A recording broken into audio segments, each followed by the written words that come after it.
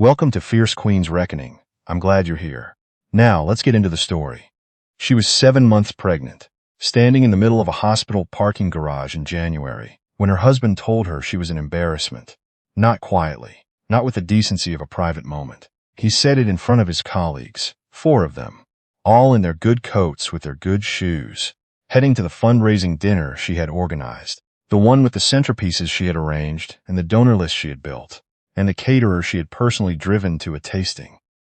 Because her husband said he was too busy, he looked at her across the hood of the car, in her maternity dress and her winter coat that no longer buttoned all the way across, and he said it with the mild distaste of a man returning a shirt that didn't fit.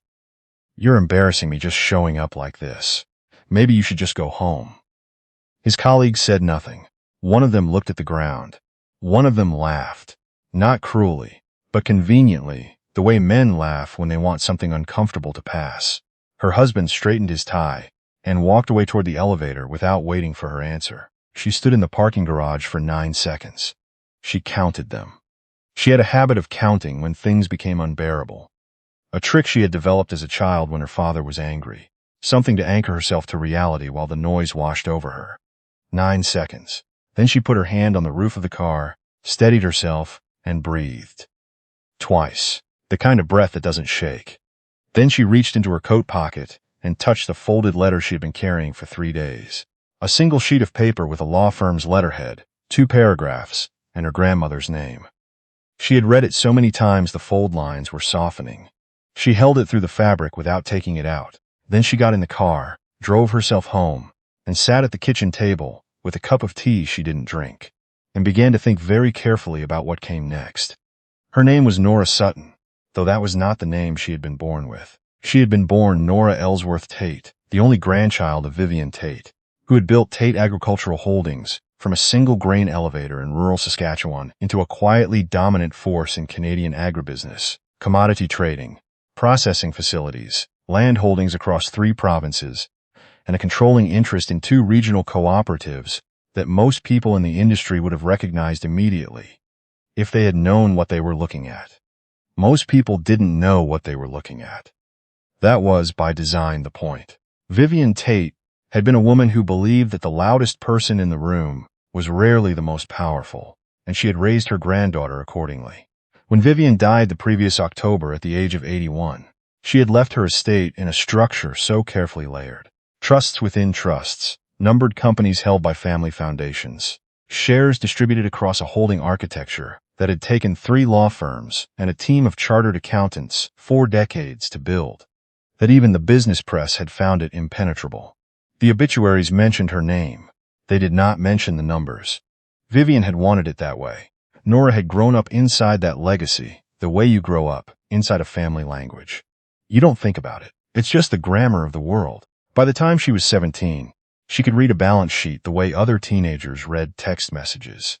Quickly, intuitively, immediately understanding what was being said between the lines. By 22, she was sitting in on quarterly reviews for 3 of the holding companies, not as a figurehead but as someone her grandmother actually listened to. By 25, she was running the philanthropic arm of the foundation, on a salary she reported honestly on her taxes, living in a 1-bedroom apartment in Saskatoon, driving a sensible car, and telling almost no one who her grandmother was. Not because she was ashamed, because she wanted to know who she was, separate from the weight of it. She met Garrett Lowe at a conference for nonprofit administrators in Calgary. He was charming in the way that people who are used to being the smartest person in small rooms are charming. Quick, effortlessly confident, good at making you feel like the most interesting person he'd spoken to all week. He was a hospital administrator, mid-career, ambitious, in the way that looked like passion if you didn't look too closely. He asked about her work. He remembered her answers. He was funny and warm. And he paid attention to her in a way that felt deliberate rather than transactional. She ran her usual assessment. She had developed it over years of watching people be interested in her grandmother's money rather than her grandmother. She watched how Garrett treated the conference volunteers. She watched how he spoke on the phone when he didn't know she could hear. She watched how he handled being wrong in front of other people. He passed. Imperfectly, but genuinely. He had edges and habits that weren't ideal, but they seemed like human edges, not calculated ones. She made a decision. She married him. She did not tell him about her grandmother's holdings. She told him her grandmother had been a farmer, which was true. She told him her family had some property in Saskatchewan, which was also true. She let the dimensions of that truth remain comfortable and vague. Garrett knew she worked in philanthropy. He knew she was careful with money, organized, efficient. He assumed her grandmother's death had left her something modest. He did not ask. She filed the absence of questions in a corner of her mind she reserved for observations she wasn't ready to conclude. They bought a house. They had a dog, a golden retriever named Scout, who had been Nora's before the marriage, and who regarded Garrett with the patient tolerance of a creature who has made peace with an arrangement it did not choose. They made a life.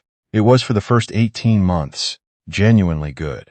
Then Garrett became director of a regional health authority. The title came with a salary increase, a corner office, and a social calendar that required, as he explained it, a certain kind of presence. His presence. He began to attend events. He began to host dinners. He began to receive attention from the kinds of people who are drawn to institutional power, the way weather moves toward low pressure. And he began, slowly and then all at once, to respond to that attention the way a plant responds to sunlight. Nora managed everything. She had always managed everything. It was how she was built, the same competence that made her good at her job, redirected into the household and into the performance of their life together. She organized his calendar. She cultivated the relationships that kept his professional network healthy. She planned the dinners and handled the invitations and researched the donors and followed up on the details that Garrett forgot, which was most of them. She did this while working her own job, managing the Tate Foundation's grant programs, and carrying their child. Garrett accepted all of it without once asking how it happened. He came home to a house that functioned and assumed that houses functioned. He went to events where the right people were in the room and assumed that the right people had simply appeared.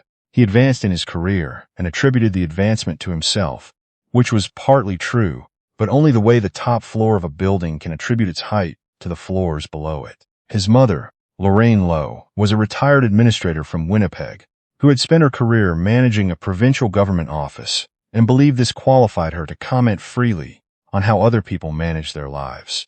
She visited every 6 weeks. Nora prepared for each visit the way a surgeon prepares for a procedure, thoroughly, without sentiment, covering every surface that might give Lorraine an opening.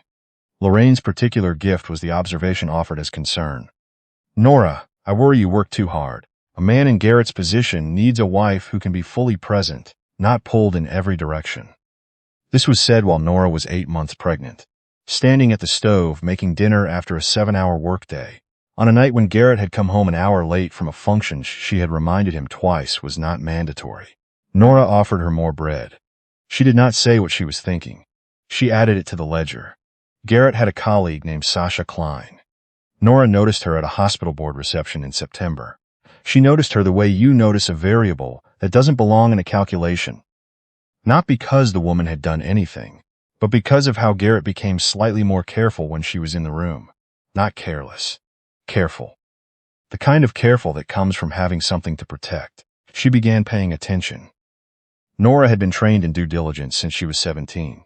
She understood how to gather evidence methodically and how to verify it before drawing conclusions. She did not rush. She spent 6 weeks watching, and what she found was precise and terrible, and confirmed without a shadow of uncertainty. There was a hotel in Edmonton.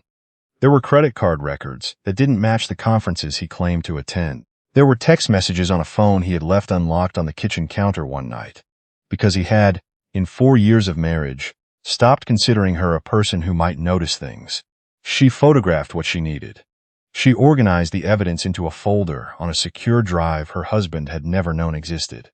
She updated it with the same quiet discipline she applied to grant reports. She did not confront him. She was not ready. She needed to understand the full shape of what she was dealing with before she moved. Then came the parking garage. She had not expected the parking garage. She had not expected the colleagues, or the coat that wouldn't close, or the words that came out of his mouth with such casual authority, such practiced ease, as though embarrassment was something she had earned by showing up to an event she had built from scratch while carrying their child. She had not expected the one who laughed. She drove home. She sat at the kitchen table. She took out the letter from the law firm and read it one more time, although she already knew every word. It informed her that, as the sole surviving heir and designated primary beneficiary of Vivian Ellsworth Tate's estate, and upon completion of the probate process, she would assume full control and directorship of the Tate Family Trust, its subsidiary foundations, and all held assets therein. The letter did not list the assets. The letter was not that kind of letter.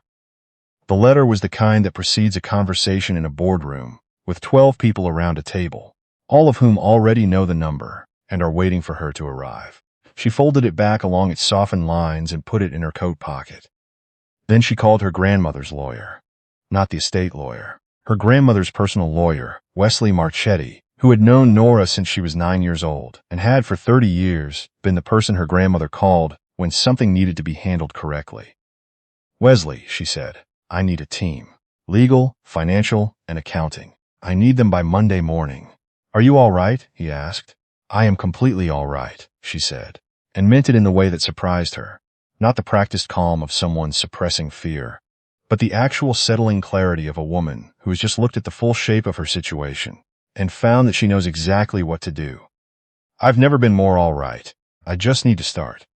"Done," he said. "Monday, 8 o'clock, the downtown office." She hung up.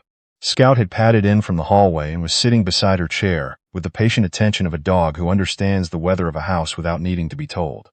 She put her hand on his head. He didn't move.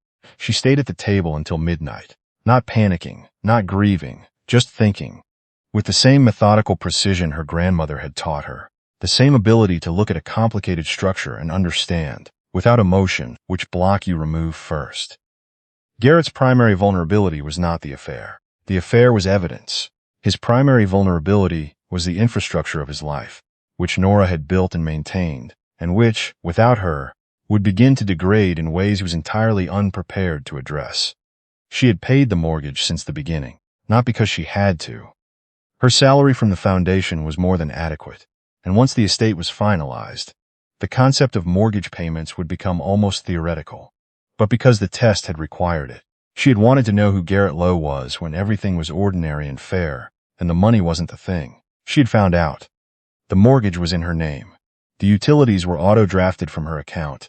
The house insurance, the property tax, Scout's veterinary care, including his heart medication, which Garrett did not know Scout required, because Garrett had never taken the dog to the vet, not once in 4 years of cohabitation. She was not angry. Anger had visited and gone quickly, replaced by something colder and more useful. The architectural clarity of a woman who has spent her entire adult life understanding exactly how structures are built and what happens when you remove the foundation. She packed a bag that night, not dramatically, practically, what she needed for the next 30 days, plus Scout's medication, plus the file of documents she had compiled. She called a car, not a cab. A car from the private service her grandmother's office had used for 30 years, the one whose drivers signed NDAs and whose dispatch line she knew by heart, and which, she reflected, she had never once mentioned to her husband. The car came at 2 in the morning. She put Scout in the back seat. She did not leave a note. She closed the door of the house quietly, the way you close a door when you're finished with the room.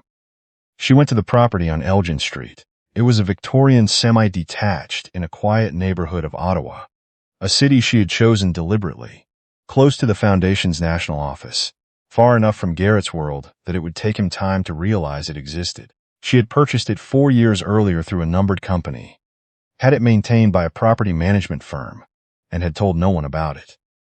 Not because she had planned for this moment specifically, because she had learned from watching her grandmother that a woman of substance keeps one door the world doesn't know about, just one. The house was warm when she arrived. A caretaker had turned up the heat the previous afternoon, per the standing instructions she had updated on the drive over. There was food in the refrigerator. Scout walked through the front door, circled the living room once, and settled on the rug in front of the gas fireplace, as though he had been there before. Maybe he understood something she was still processing. She slept 4 hours.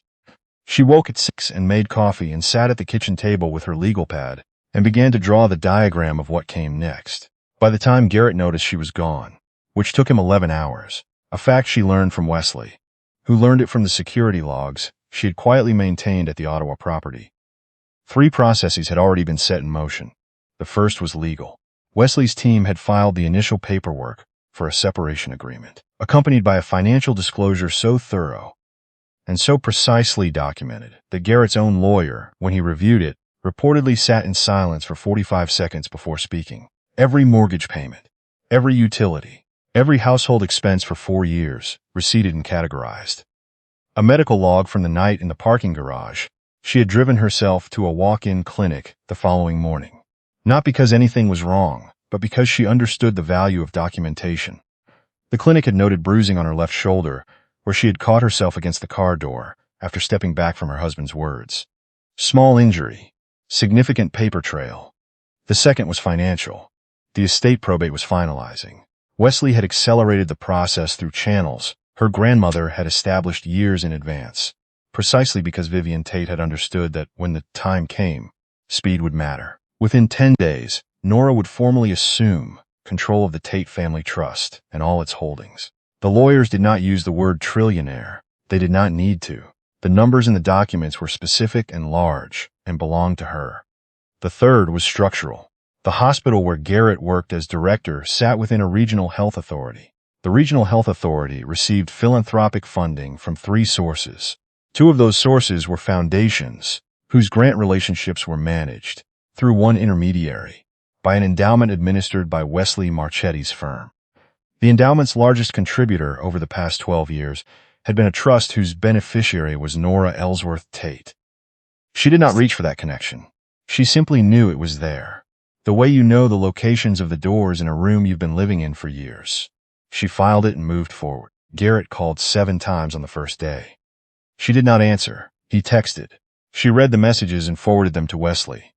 He called her mother, whom he had met 3 times, and who liked him considerably less than he realized. Her mother called Nora, listened for 4 minutes, and said, with the crisp efficiency of a woman raised by Vivian Tate's daughter, "Tell me what you need and I'll stay out of the rest." Nora told her. Her mother said she'd be in Ottawa by Thursday. Lorraine called as well. She left a voicemail from Winnipeg, 12 minutes long, which Nora found almost impressive, in which she used the word overreacting 4 times, family 9 times, and the baby 6 times, always in a tone suggesting that concern for the baby was the same as concern for her son, which was not a distinction Lorraine seemed capable of making. There was no acknowledgement of the parking garage. There was no acknowledgement of the 4 years of unpaid, invisible work that had kept her son's life coherent. There was only the gentle, practiced certainty of a woman who believed that other people's pain was a problem of perception, and that the correct perception was hers. Nora listened to the voicemail once. She deleted it. Garrett's assistant, a young woman named Pascal, who had been competent and quietly overworked for 3 years, called the foundation office looking for a contact number. She told Nora's assistant, because Nora's assistant was very good and very loyal, and understood immediately what was required, that the director's calendar was in disarray, that 3 donor meetings had been missed, and that several files that apparently only Nora could locate had not been located. Nora sent the contact information Pascal needed through Wesley's office, clinically, without warmth. Pascal would be fine. She was excellent at her job and did not need Nora. She had simply been in a system that had, for years, quietly relied on a person who was no longer in it. The missing files were the foundation grant reports Nora had prepared for the hospital's annual review. Reports that, it turned out, formed a significant portion of the documentation for Garrett's performance evaluation. He had presented them to the board for 3 consecutive years. He had not mentioned they were prepared by his wife. His board had not known. His wife had prepared them. His board found out. Sasha Klein arrived at the house on a Friday, 6 weeks after Nora left. She arrived with a weekend bag and what Nora was told, through a source she maintained out of pure organizational habit, was the energy of a woman who has won something. She left on a Sunday. She returned the following weekend and left on a Tuesday. By the 3rd weekend, she did not return at all. What Sasha had observed and performed the relevant calculations on was a man who ate takeout containers standing over the sink because he had never learned where the bowls were. A man whose lawn was beginning to look abandoned because the lawn service Nora had scheduled and paid for quarterly had not been renewed. A man whose dog, Scout, who was still with Nora in Ottawa, had been replaced with silence, and the silence was vast and specific. A man who came home each evening to a house that was clean because Nora had hired a cleaning service under a contract that, it turned out, was in her name and had quietly expired. Sasha was not a fool. The life she had observed from the outside had been Nora's engineering, not Garrett's.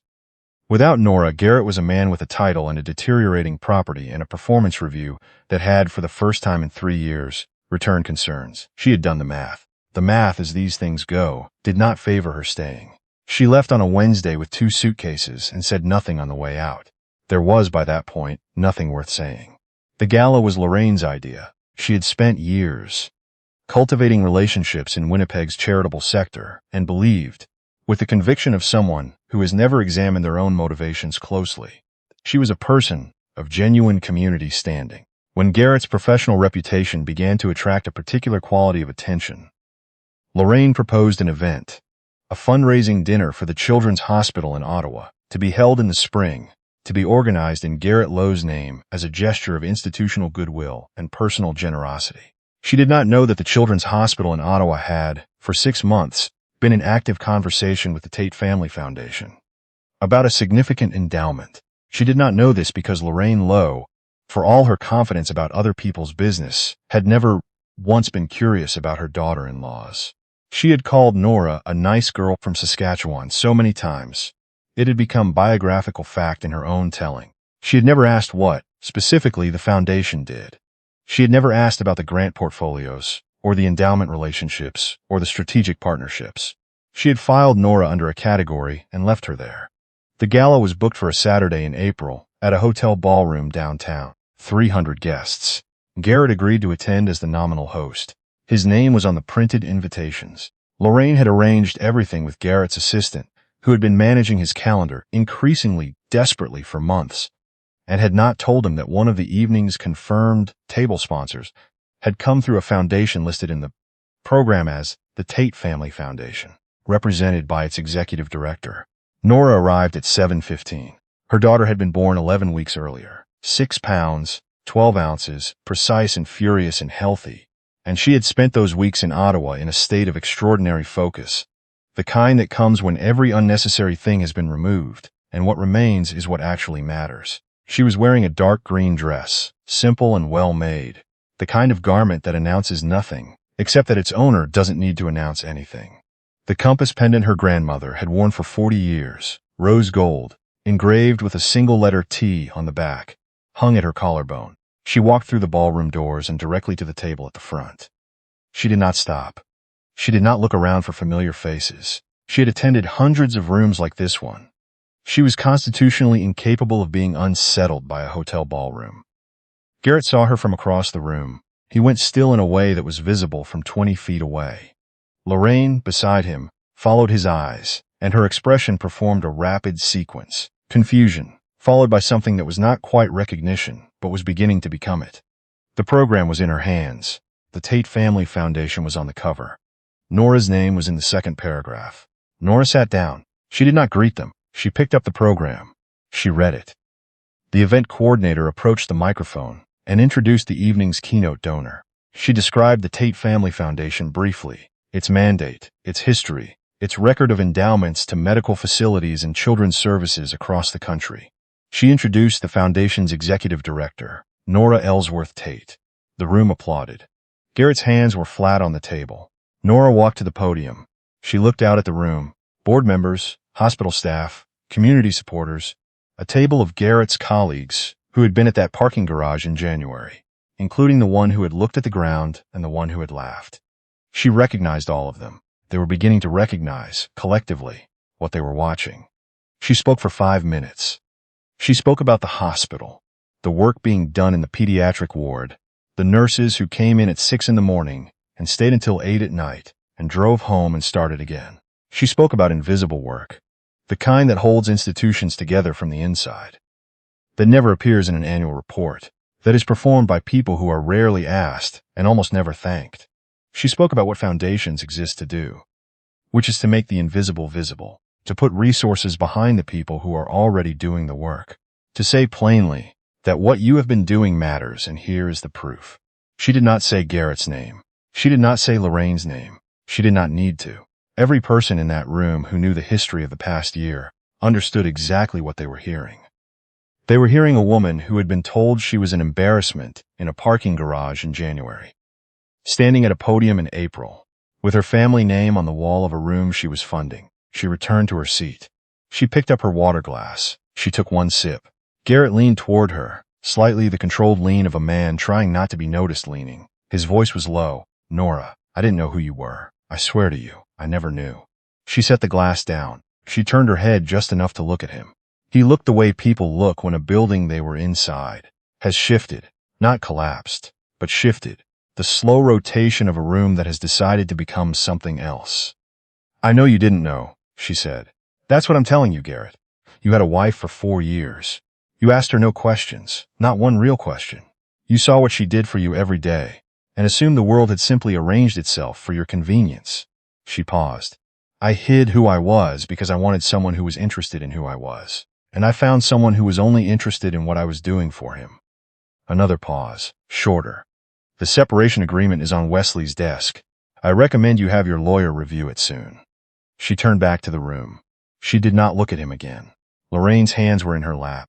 Garrett's former colleagues were speaking to each other in low voices. The hospital's chief of pediatrics came to Nora's table to introduce himself and stayed for 20 minutes talking about the oncology unit's expansion, and she was genuinely interested, which made it easy. The months that followed finished what her departure had begun. Garrett's performance review concluded with a finding that the board had concerns about his management of certain grant relationships that had, it emerged, been maintained primarily by his spouse rather than by the office of the director. His contract renewal was extended under a performance improvement framework. In practical terms, this meant he kept his job, for now, on a shorter leash than he'd had before. The mortgage came due in May. Without Nora's account linked to the auto payment, the draft failed. He managed to resolve it after 10 days. The resolution cost him significantly in penalty interest, and a meeting with a mortgage specialist who explained, carefully, that his debt-to-income ratio was not what he may have assumed it was. His real estate agent called in June about the property tax. She had some news. The house had been assessed at a value that made the annual tax calculation uncomfortable. He had not, until that moment, known how much he paid in property taxes because he had never paid them. He paid them now. He paid them late, and then he paid the penalty for late payment. And then he sat down and looked at his actual financial picture, the full, unshaded picture, without Eleanor's quiet supplements, for the first time in 4 years. The picture was not what he had believed. Lorraine wrote a letter, handwritten, 3 pages, mailed to the Ottawa address she had obtained from Garrett. Nora read it. The letter contained a great deal about family, and a great deal about misunderstanding, and a moderate amount about the baby, always referred to in terms that made Lorraine's interest in the child inseparable from her interest in having access to Garrett through the child. The letter did not contain a single named, specific thing Lorraine had said or done. It contained only the ambient language of someone who knew something had gone wrong but declined to locate it. Nora wrote back 4 sentences. She thanked Lorraine for writing. She acknowledged receiving the letter. She indicated that her lawyer would be in contact regarding the question of Lorraine's access to her granddaughter in the context of the ongoing separation proceedings. She wished her well. She meant the last part genuinely. Wishing people well cost her nothing. It was also the most devastating thing she could have said. Garrett called one final time in September. His lawyer relayed the request. He wanted to know if there was any possibility, any small remaining door, through which a reconciliation might be reached. He asked this, she noted, in a message that did not mention the parking garage, or the affair, or the 4 years of labor that had kept his life coherent. He asked it as though the question were abstract, as though what had happened were a weather event, something that had befallen both of them equally. Nora was on the back porch of the Elgin Street house when Wesley read her the message. Her daughter was asleep in a carrier on her chest. Scout was on the grass below the steps, supervising a bird he had no intention of actually pursuing. The late September light was the particular amber of Canadian autumn, the kind that makes everything look like a memory before it's even over. She looked at her daughter's face for a moment. The baby had her grandmother's forehead, wide and calm, the face of someone who takes things in without being moved from the center. "Tell him I've already forgiven him," she said. "Tell him that forgiveness is not an offer of return. It's just a thing I'm doing for myself." Wesley made a note. "And Wesley," she said, "thank him for not knowing who I was. He gave me 4 years of information I needed. I understand myself better for it." She hung up. Scout had abandoned his supervision of the bird and had come to sit at the base of the steps, looking up at her. She went down and sat beside him on the bottom step, the baby still sleeping, and looked at the garden she was only beginning to learn. Her grandmother had told her once, sitting in the office in Saskatoon, with the wheat fields visible through the window, and the late light doing what late light does to open land. The people who underestimate you are giving you the most valuable gift there is. Time. Time to prepare. Time to see them clearly. Time to build something they will never understand until it's already built. Nora had understood this intellectually at 22. She understood it now, at 37, in her bones.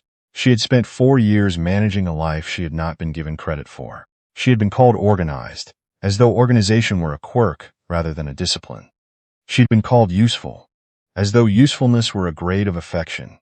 She had been present and competent and invisible, which was, she now understood, not a failure of being seen but a demonstration of how much could be built in the space that being seen would have consumed. She was not angry. Anger had come and gone in the parking garage, in January, in the cold air and the fluorescent light.